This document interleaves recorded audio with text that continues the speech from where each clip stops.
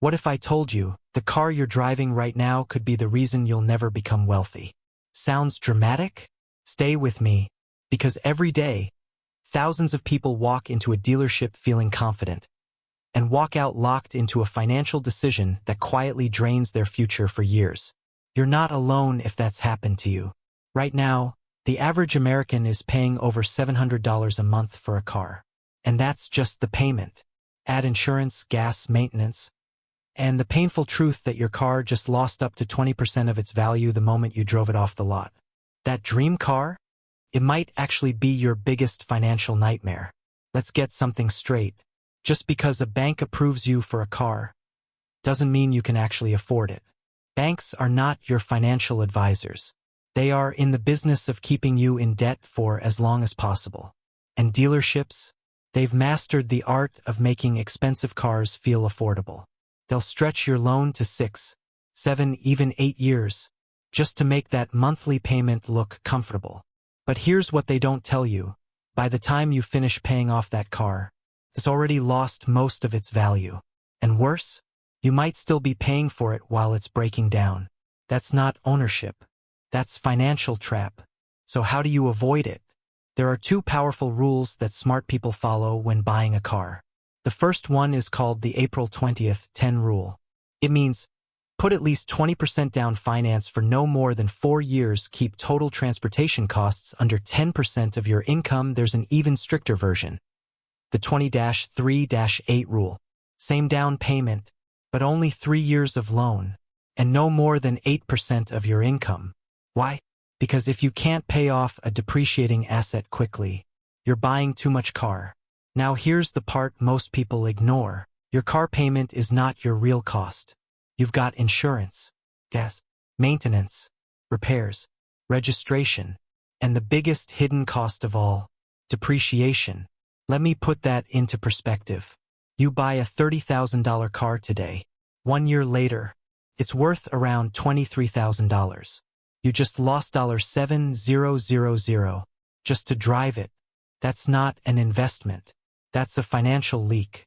Over 5 years, most cars lose about 60% of their value. So that same $30,000 car, now it's worth around $12,000. And you probably paid way more than that, including interest. Now let's break this down based on real income levels. Because this is where things get real.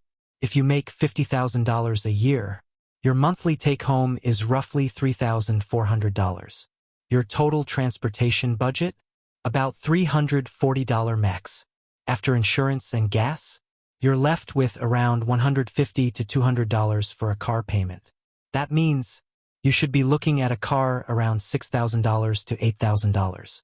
Not a luxury car, not a dream car, just reliable transportation. And that's okay, because at this stage, your goal isn't to impress people. It's to build your future. If you make $75,000 a year, now you've got a bit more room. You can afford a $15,000 to $16,000 car, maybe a certified pre-owned vehicle. But here's where most people mess up.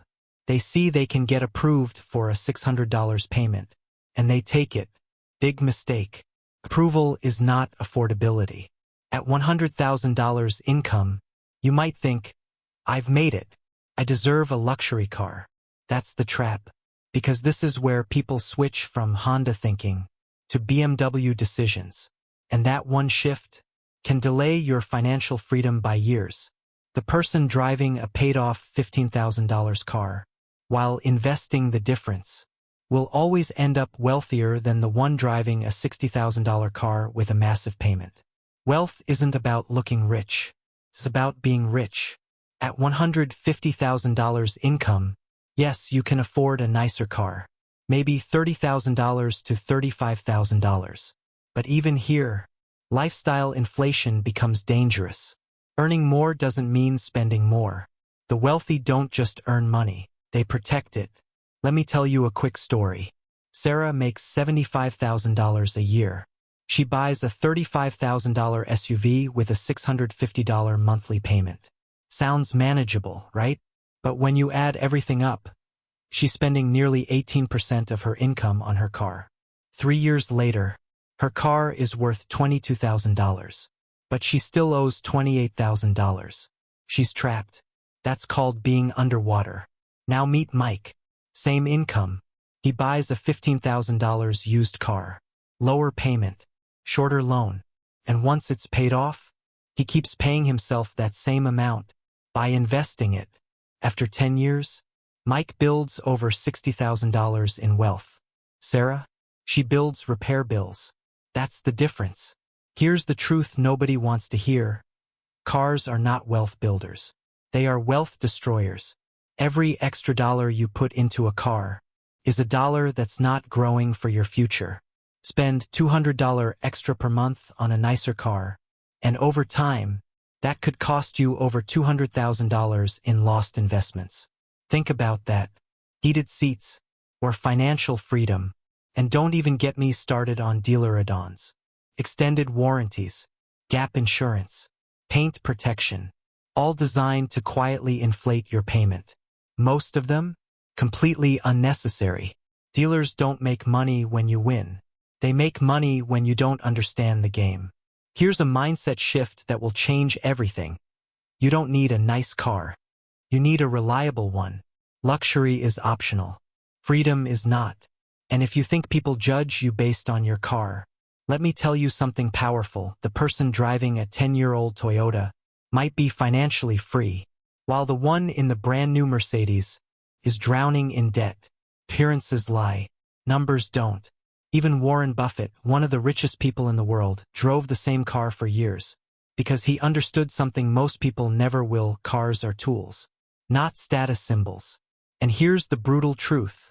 If you're not wealthy yet, you cannot afford to act like you are. Every dollar matters. Every decision counts. And the fastest way to stay broke is to look rich. So the next time you walk into a dealership, don't ask, what monthly payment can I afford? Ask, what kind of life do I want to build? Because the car you choose today will either accelerate your future or quietly hold you back. If this opened your eyes even a little, then don't keep it to yourself. Hit that like button so more people can avoid this trap. Drop a comment and tell me, what car are you driving right now? And is it helping you build wealth or destroy it? And if you're serious about taking control of your money and your future, go ahead and subscribe, because the next video might just save you thousands or even change your life.